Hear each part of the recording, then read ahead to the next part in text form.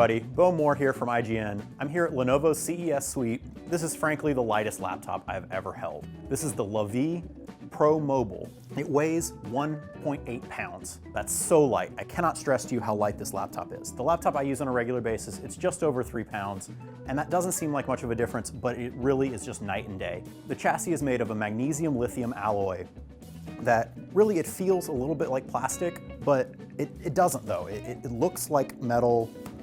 It feels like a metallic plastic, but when you're holding it, it doesn't feel plasticky at all. It feels really, really sturdy, and I'm just really impressed by how light and thin and portable this machine really is. But that's not all.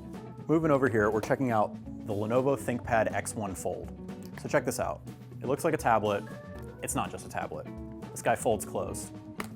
And now it's in book form. You've got your pen on the front. When you open it up, it slides over for easy access. But you see, it works like a tablet. You can also pop the stand open. It works in computer form, or you can push it closed, like halfway, and then boom, you've got a little miniature laptop.